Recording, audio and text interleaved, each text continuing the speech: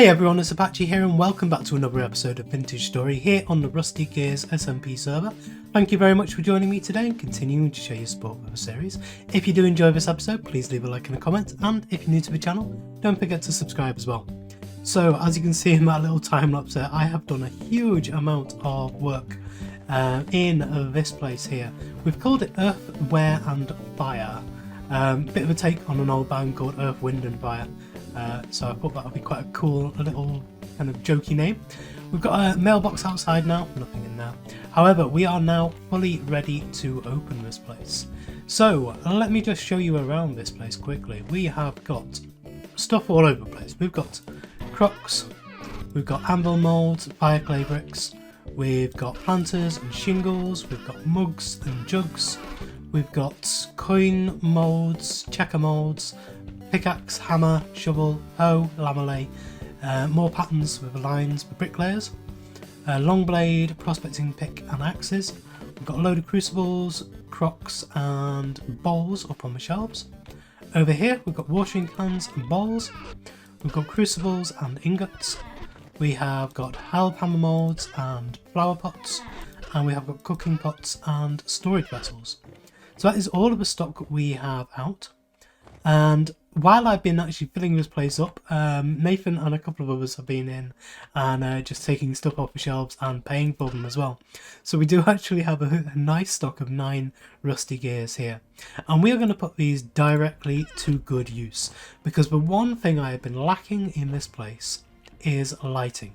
As you can see over here behind the counter, we have got loads and loads and loads of junk. And this is because my storage area down here has essentially been laid siege to by drifters, because I have no lighting down here at all.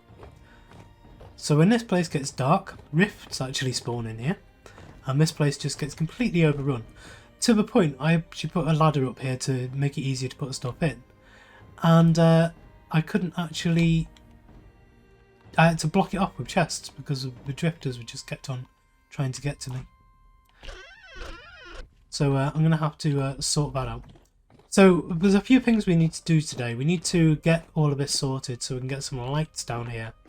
And we can start filling up this place with some of the chests that are just kind of littering around the place. I want to try and tidy up a bit.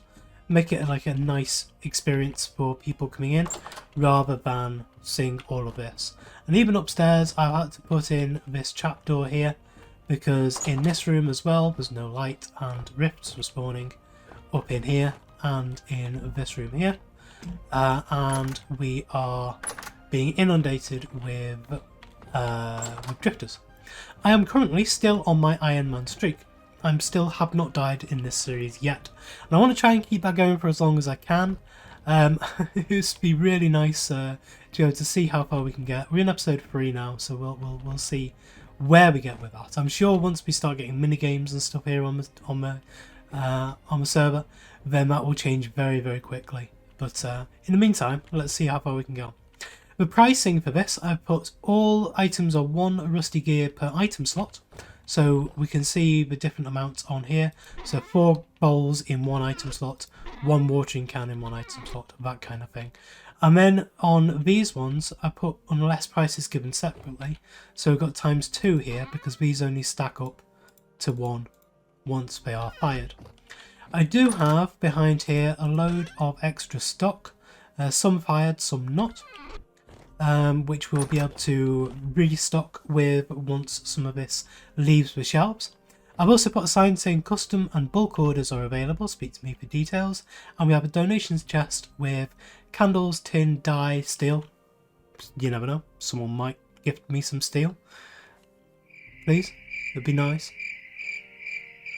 I probably won't, but hey, never mind, it's worth putting it on there. Logs, grass, sticks, you know, all the basics I need for keeping the pick kilns running, keeping this place nice and stocked up and well lit. Candles will always be something that I always will need. I will need as many of them as I can possibly get. I will buy out every single shop on the server of all of their candles. And that is exactly what we're going to do now. Because Hippie has built this wonderful shop here. I'm going to be a little bit careful because I don't know exactly how much of this stuff is being is spoilers. I'm hoping that this isn't. I know that Papa's shop here, the provisions, Papa's Provisions. Hello, Eric. Why can't I hit you? I want to hit you. Yes, yes, I'm going to hit you. Shut up. Haha. No. No. I told you. No. Can't get the staff these days. Anyway, we have got salt, cellar ice, fruit tree pickings, terra preta, rare blocks. What have we got in here? Ooh, okay. Some brown coal in chalk. Ooh, that means he has chalk. It'd be nice if he actually sold the chalk in here. So, then we have beanades as well. They're quite cool. Stingy fun for the whole family. That's such a Papa Cheddar phrase, fires. Stingy fun for the whole family. Blunt damage when thrown spawns an angry mob of bees upon impact. This, I'm sure, will be used in a minigame at some point for beanades. And then we've got salt as well. Salt's going to be very, very important. So we're going to try and get some copper nuggets so we can come back into here and start buying up this stuff. However, Hippie has built this wonderful building here. It looks incredible. I am so impressed with this. I love the contrast with the complement colours with the acacia and the chert, and then the sign up there is brilliant. I don't know if we're going to do a sign for my build. Doubt it. And if we come into here, over here we have got some candles here. So 1 gear for a stack of 2. I've got a lot of copper ingots here which we're going to turn into copper plates. And so I am actually going to say that I'm going to take all of these candles and we're going to make 8 lanterns today. We're going to put those up in the shop and in the cellar and in the storage room, and then we can finally light up the place. We also have some leather, which I don't really need for now, so we should be okay for that. Backpacks, again, I'm not too worried at the moment about my backpacks. We will be buying them from here at some point, but we've only got 5 gears left. So we're going to have to be a little bit frugal with what we get for now. So that, I think, is it for in here. She hasn't really stocked up too much in here, but I'm glad to get those candles so that we can finally get some light in here. I believe inside we've got some glass. Yes, we have some glass in here, and so we should be able to, I can't remember the recipe for this now. So if we have a look at this, we have a look for the copper lantern with glass. Okay, so we need slabs. So I believe my saw is in here.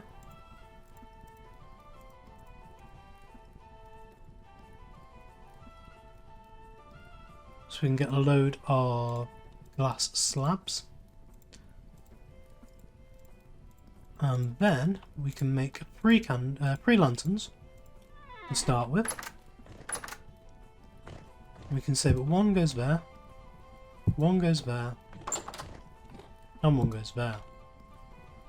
And so with these in place, we can now get rid of these.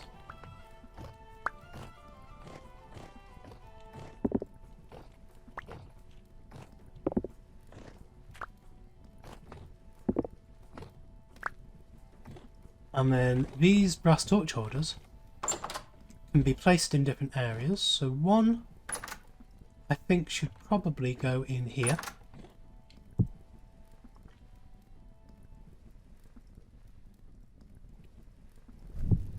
Like that. Just to stop the drifters breeding upstairs. And then if we come down into the cellar area,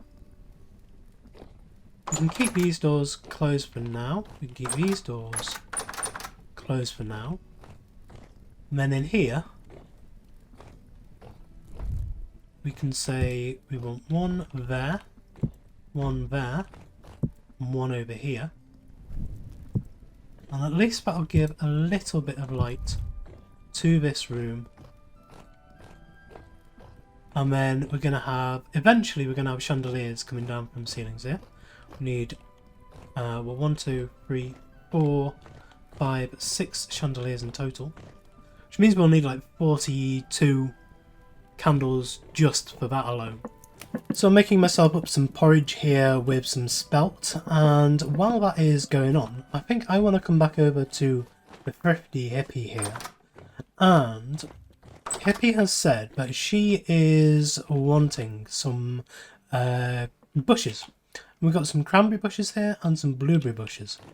And because she was wanting to get into the distilling stuff, so we've got booze coming here soon.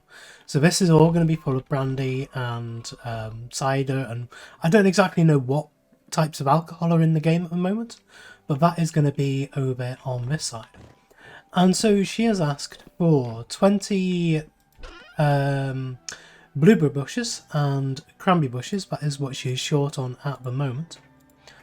And also we've got another 4 gears here, but I believe it is 8 gears. However, if we come back over to our shop, some people have been buying up more stuff in here. And you can see we actually have plenty of gears to be able to buy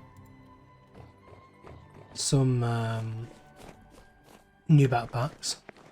So what I think I'm going to do, be able to share the wealth around. I don't want to get rid of all of mine because I want to be able to spend elsewhere as well. So we are going to put 8 8 rusty gears, 20 blueberries and 20 cranberries in here. And oh, she's only actually got 2 anyway. Okay. That will change things. And what I will do, I will grab both of these. Like that. And like that.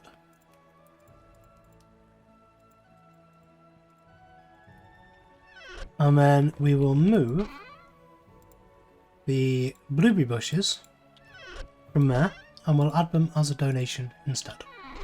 There we go. And that'll get her booze production up and running as much as we can. So I have actually brought out some more candles from there as well. I've added a couple of candles up here. And then downstairs in here, I've added 2 in here. Because I wasn't sure if the one up above was going to be enough. And we've added 1, 2, 3, 4, 5, 6 of them in here. That's a good start. It allows us to have light in here. Enough that the drifters don't spawn. And if we close this room off in here, this is the only room that they will actually be able to spawn in. And so that'll be fine. However, what I'm going to do is I'm going to fill this place up off camera. Because there's a lot to get sorted in here. And there's a lot of trips up and down. And I think it's just going to be a lot easier if I do that stuff all off camera. Instead of making you watch me bring everything, all of this stuff downstairs.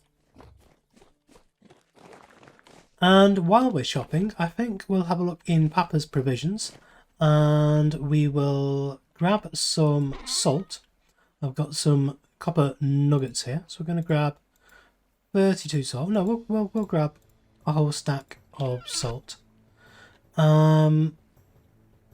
And then, does he have any terrapreta? Ooh, okay. So that'll be 60. I could get 32 terrapreta. I think I'll get 16. And that'll give me a good start on a farm. I don't have many seeds at the moment. So I will be able to plant the few that I do have. But yeah, I think I first of all need to get all of this downstairs.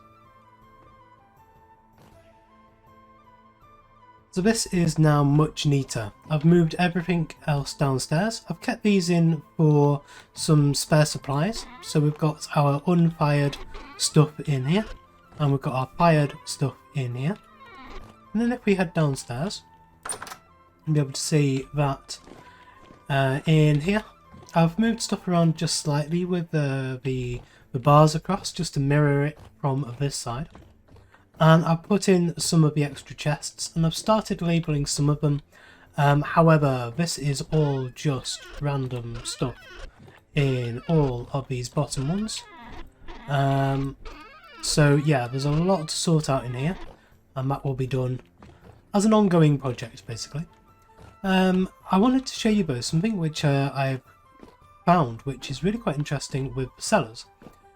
Now I've been rushing in and out of here, and up here I've been leaving all of these trapdoors and stuff open, and I wasn't sure whether it actually made any difference to the cellar, and I found that it actually doesn't. If we have a look at these, this storage vessel here, it is the other, if we just have a look at the other, 0.27, and then if we close that door, 0.27, you can see the grain's gone down slightly, 0.13, and then if we close both of them, again, not really that much difference.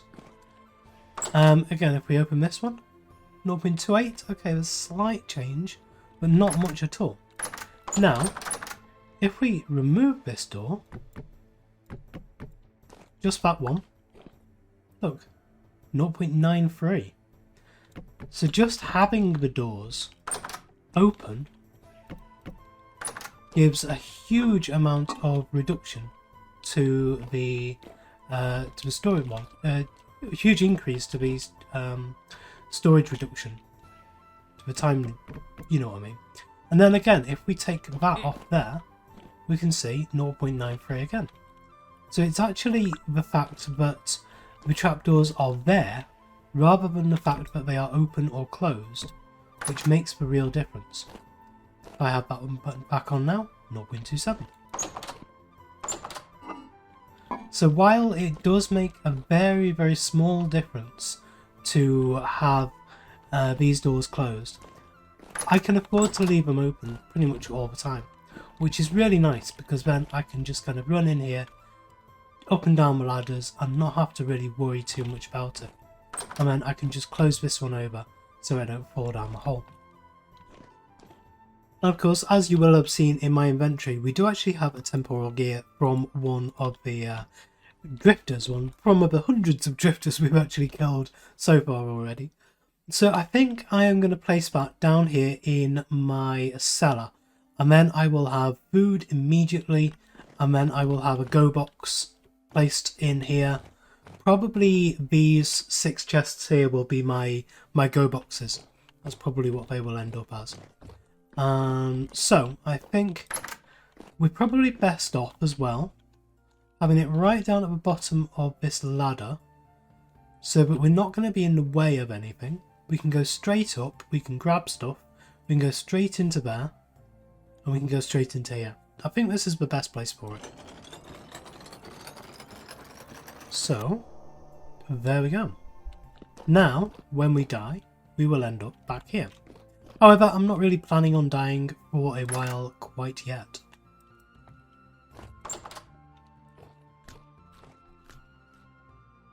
So over the last couple of days, I've been doing some scouting out around the area. And so if we zoom out of here, this is our building here and the community centre. I have gone quite far out to the east, all the way over to here. And I've been basically scouting out all of the traders, trying to find traders. So I've been scouring the map like this, looking for traders and then running to the next one. And also I've been looking for meteors and stuff like that. So I think around here I've got some, that's lead. I know there's some meteors somewhere that I found.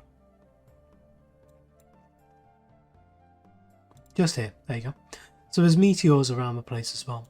But what I've been looking for as well is somewhere where I can place down an industrial district. Now this is going to be somewhere where I can make stuff look very ugly. I can just kind of roughly plan out ideas. I can have a basic farm there. I can have windmills all over the place there, a big stack of windmills. And I can make these really kind of ugly looking things without detracting from the shopping district that we've got here. Because this really, where I am based here, is the shopping district. It's not supposed to be, well, it can be, but it wasn't originally designed to be domestic. So I want my stuff away from here. And I think the best way to do that is have my kind of storage stuff here. And then I will have a base somewhere else. I think down south here. Which is going to be my industrial district. I'm thinking over here because we have got lots and lots of chert here. We've got some limestone here. This is a limestone desert. Here we have a chalk desert. Here we have a peridotite desert with a load of olivine. Here we have a granite desert. Here we have the glacier ice and a lot of snow as well. And then down here, I believe there is claystone, and around there is, I think this is conglomerate as well. So there are a huge number of different rock types within this area. And I would think that somewhere around here will be a really nice place to put a fairly ugly looking industrial district. And as I've just been scouting around here, I remember there being lots and lots of lead around here. Lead and brown coal, and some of this lead was bountiful as well. But I have just found this trader's wagon here. So we've got a trader wagon right next to a ruins just here. And then it looks like there may possibly be either a cave or a meteor there. And again here, maybe a meteor just there. And then over here, it looks like there's a cave entrance just there as well. So once you've done this quite often, you can get used to actually finding stuff on the map. Like this here, looks like could be a meteor, but so does this bit here. And you learn to find these little bits, little indents in the map. And then you go and you scout them out, and sometimes you're lucky and they are actually a meteor.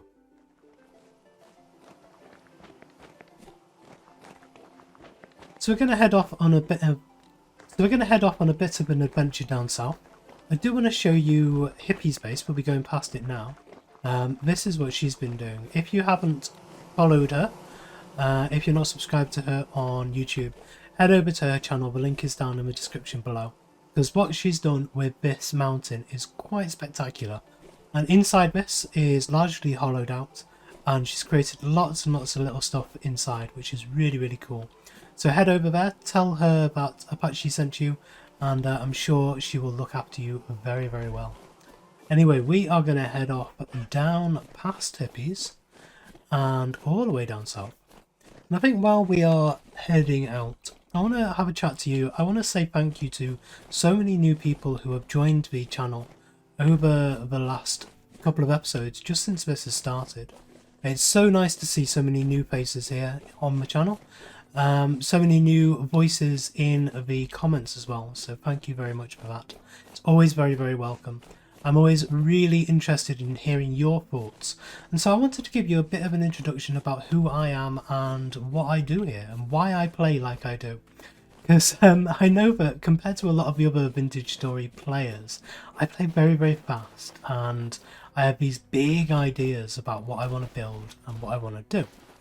And that's largely because of my upbringing and my gaming upbringing revolved around two different types of games. The first type of game was the point and click adventure games, stuff like Discworld or Monkey Island, that kind of stuff. And they were real puzzle solving type games.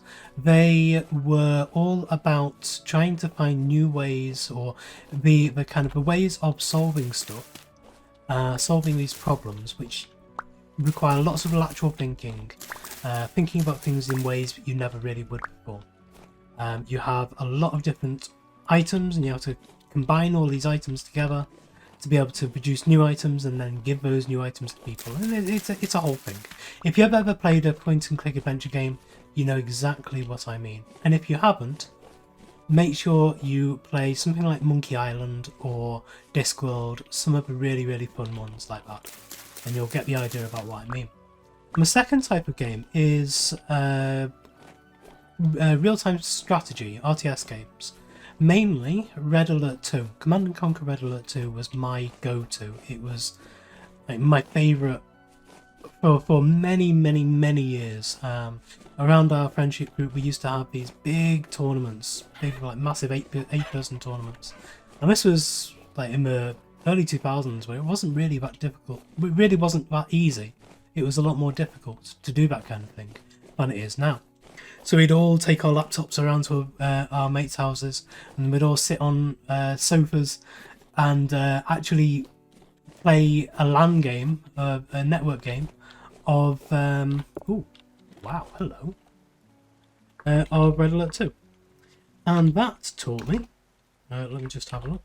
Meteor. I'll get that back on. We'll get that on the way back. So yeah, what that game taught me was about building in bulk. In Command & Conquer Red Alert 2, if you built 30 of pretty much any type of the different machines that you could build, whether they be like Mirage tanks or I can't remember the big laser tanks now, what they were called, or Chrono Legionnaires or anything. If you built 30 of them in one go, then you were pretty much unstoppable. Nothing could really beat you on the map.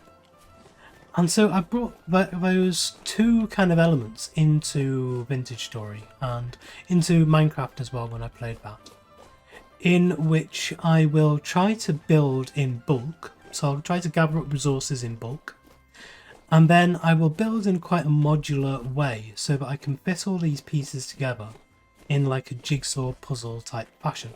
That's the way my mind works anyway, in that I think very linearly. I'm a game developer, so I think very, very straight lines. Hello? Loose Meteor. Oh, wow, hello. So we'll do WP Meteor. Put that on the map. Excellent. Got 2 meteors today already. So yeah, if you've seen any of my stuff before on the channel, then you'll know what I mean about this. Building quite big and building up huge stocks of resources so that we can just go out and build what we want. But also the problem solving of it, trying to think up new ways of actually playing the game. My mantra has always been bedrock to build limit, and that's what I really try to do. I try to explore to the ends of the earth, up, down, left, right, wherever, and try to get to the world borders and all sorts. Seed vessel, I think we can do that. So I'm very happy that you are all here along for the ride. And I think I will skip ahead now to where this place is going to be. I want to find out what that trader is as well. So I will see you in a minute, and we will catch up then.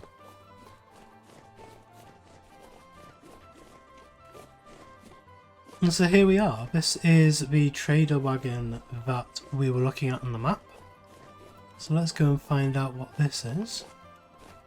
Are you anything interesting? Oh, you are a treasure hunter. Oh, that is brilliant. Right, I'm going to close this door. Close this door. And we need to have a little chat. What can you buy? You will sell me some candles. 1 gear 3. Okay. That's good. I can also... Oh no, this is what I can sell. Right, okay. So that's the price that I'm buying them for, so that's alright. What can I buy? Oh, okay, so we can buy these food vessels, the forage vessels, and the seed vessels, and these will sell for like 13, 14 each. Something like that. So that's really, really cool. We have a Blackguard Curious. That might be interesting, considering I'm a malefactor. But yeah, we can sell candles at the same price we get them for, so that's not too good. But we can sell the breads, wolf pups, which we can buy, I think, at a commodities trader for about 6, so that's not too bad. And if we want, we can even start selling some of the tools as well. And 5 gears, that's not actually too bad. I wouldn't mind selling off some timbrons, shovels and long blades and stuff. We can make them fairly easily. We've got enough timbrons to be able to do it. So that might be a good way of becoming quite rich as well.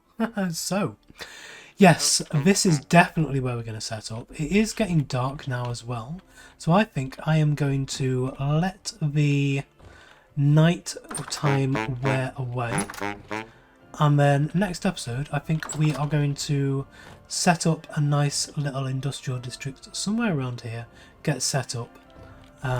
Probably just around this trader wagon actually, and I will use this as a nice little safe shelter as well. So I'm going to eat. In fact, I'm going to eat that. Why not? We've got a decent amount of berries to keep us going. However, can I move around in here? No, I cannot. Right. There we go.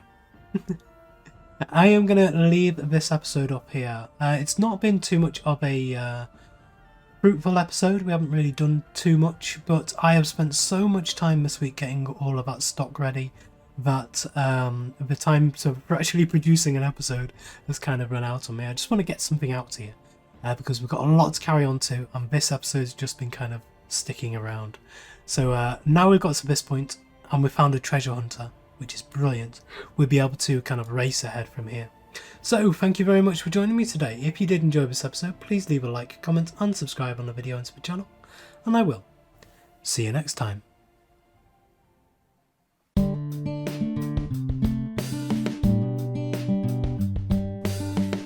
If you enjoyed this video, please consider supporting me by subscribing to the channel and liking and commenting on the videos.